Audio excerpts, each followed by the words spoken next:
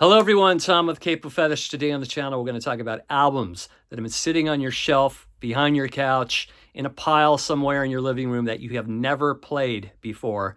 They've been collecting dust, they've been collecting cobwebs, who knows what else, mold, etc. So we're all guilty of this. We've gone to thrift stores and garage sales and particular record sales where you see an album for 50 cents, a quarter, a buck. You pick it up thinking, I'll listen to this sometime, and it ends up just lost in the shuffle. So I have chosen just 20 random albums off my shelf, and I'm surprised that I've never listened to some of these, and I'm surprised that I even had some of these. So we're all guilty of this, and I'm going to start off here with an album. I can't even believe I have not played this album. I love this band's album Go Slow Down from 1994. I forgot I even had this album. It's the Bodines, Love and Hope and Sex and Dreams from 1986. Produced by T-Bone Burnett. So this is going to go in the must-play pile right now. Bodines, Love and Sex and Hope and Dreams from 1986. I've never heard it, never played it. As you can see, it was 99 cents from Rhino Records from whenever I went. So that's one.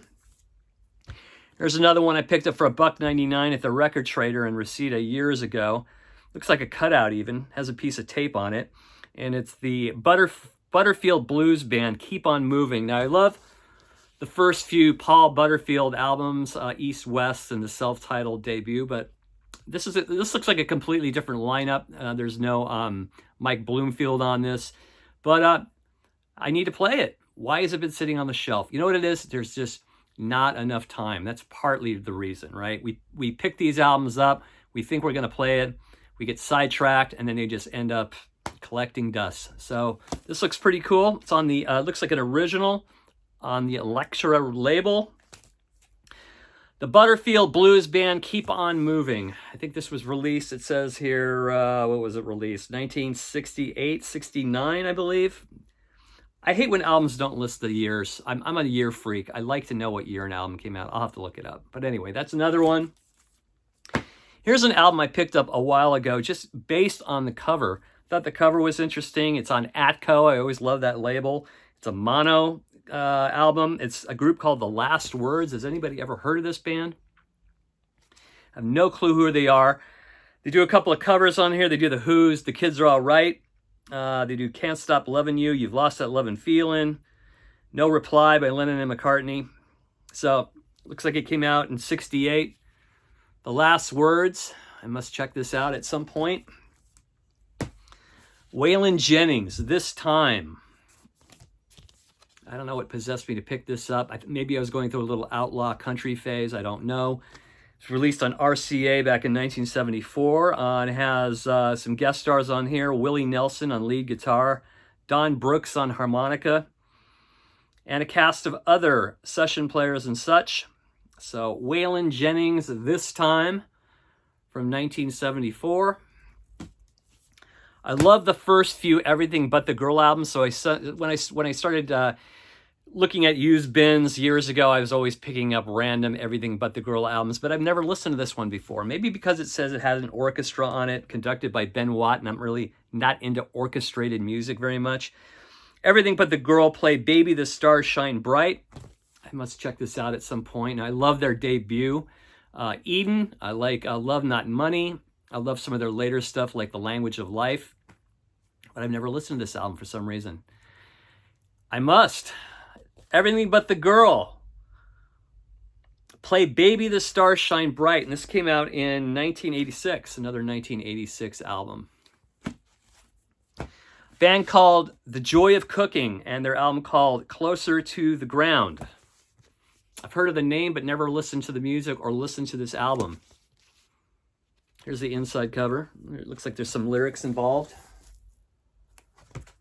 Joy of Cooking. Anybody out there, any Joy of Cooking fans? Let me know in the comment section.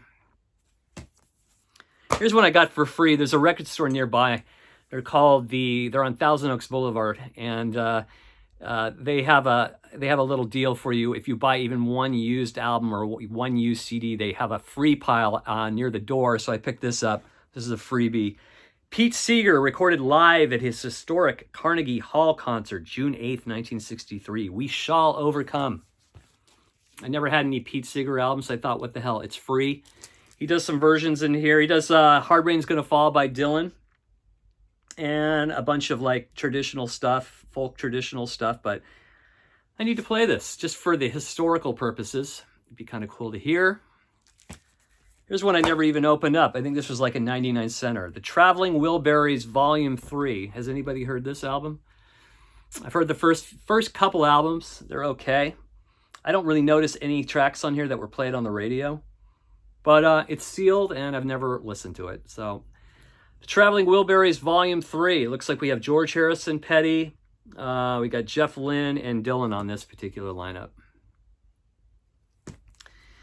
Here's another one I got for free at that record store I just mentioned. It was in the free pile, and it's Judy Collins, her album In My Life. And I picked it up because there's a lot of cool covers on here, but I have not listened to it yet. You got covers like, just like Tom Thumb's Blues from Dylan, from Highway 61. You have Suzanne from Leonard Cohen. What else do you have on her? You got In My Life by Lennon and McCartney. Another Cohen track, Dress Rehearsal Rag. So I think this could be a pretty cool listen here. Sometimes her voice is a little too pretty for me, kind of like Joan Baez. I have to be in a certain mood for it. It's too much to take, you know. So anyway, that's another one. Judy Collins, In My Life. And I love the early Elektra albums. Like, this is probably one that came out around 68, maybe 69. I love the first three Loudon Wainwright albums, album 1, 2, and 3.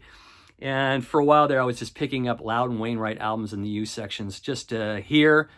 I have never listened to this album, and maybe it's based on the cover. This is a horrible cover. The album is called T-Shirt. So don't judge a record by its cover, right? It might have some gems on there, but I just never have gotten around to listening to this one here.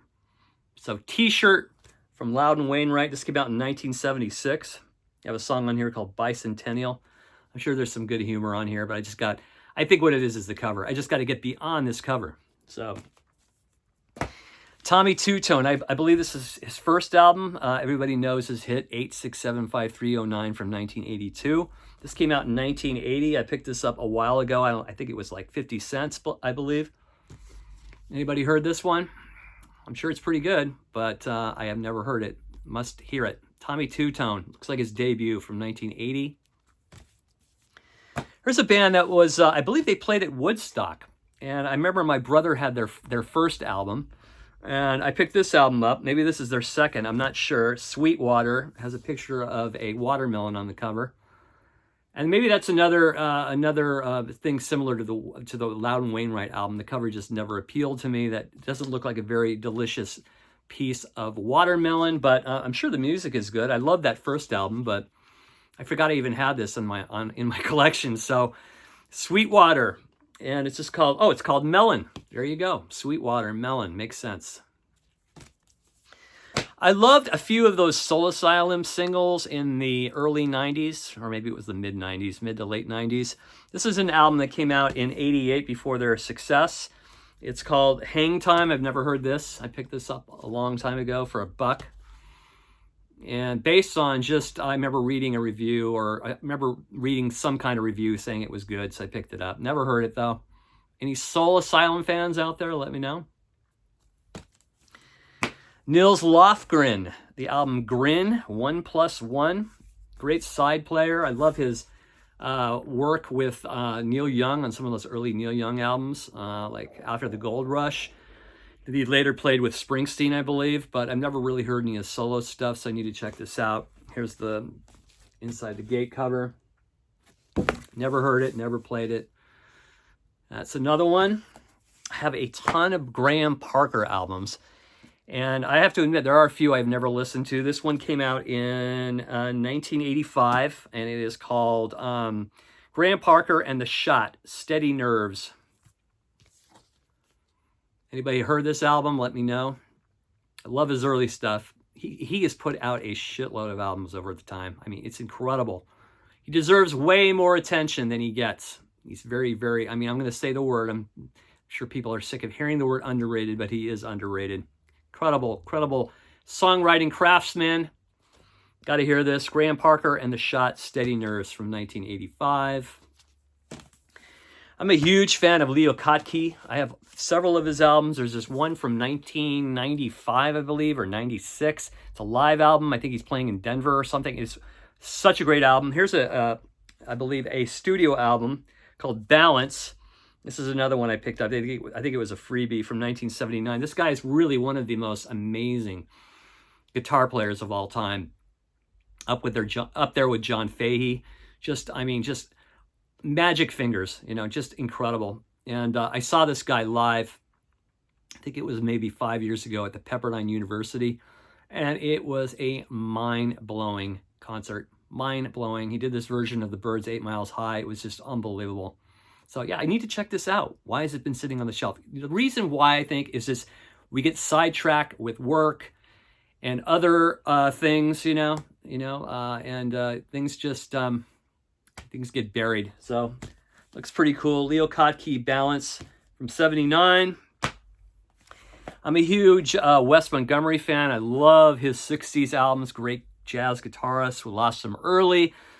I think this guy down the street who had a garage sale just gave this to me for free. And I think this is like when Wes Montgomery kind of started going into like more commercial type stuff, kind of playing a lot of covers.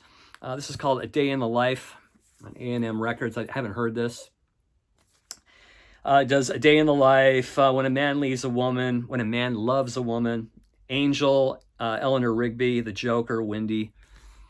So it might be kind of a cool listen. But I have some of his stuff on the Verve label, which is just fantastic. There's this live album, I forgot what it's called. I'm not going to remember it right now, but that's a favorite of mine in the jazz collection of mine. So I'll check this out at some point. A little earlier, we spoke about Joan Baez. Joan Baez 5, I've never listened to.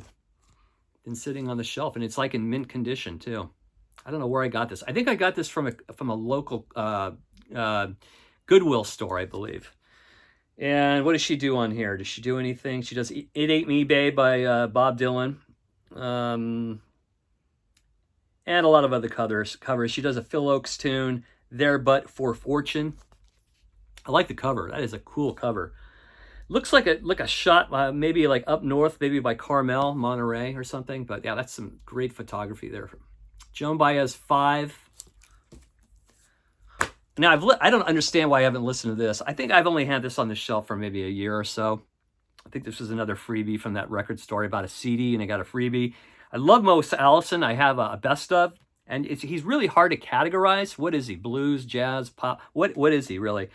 This is an album called I Love the Life I Live, the voice and piano of Mose Allison, the Mose Allison Trio. This looks really cool. I think it's on it looks like a first pressing on Columbia Records. So like the picture there, it's kind of cool. Very old school picture. Mose Allison. And then last but not least, we got an album here by Savoy Brown, Looking In. I've never heard this. I'll be honest with you, I never grew up with Savoy Brown, but I picked it up thinking maybe I'll play it someday, and maybe I will now. Look at that cover art, right? It's really bizarre. Look at the back. Inside, players. Any Savoy Brown fans out there, let me know. So those are 20 albums I have never listened to before that have been sitting on my shelf for years, maybe perhaps decades. There may have to be a part 2 or maybe even a part 3. I mean, I'm guilty. There's a lot of albums I have never listened to. I know you haven't listened to a lot of your albums too, so let me know in the comments section. Throw a few titles in the comments section of albums that have been sitting on your shelf for years, decades, have been collecting cobwebs, dust, mold, whatever it may be, and let me know in the comments section. I'd like to know. As always, thanks for watching. If you dig the content across this channel, please press subscribe. It costs absolutely nothing, zero, and that's a good deal in 2025. So we'll see you soon. Take care, everybody. Bye-bye.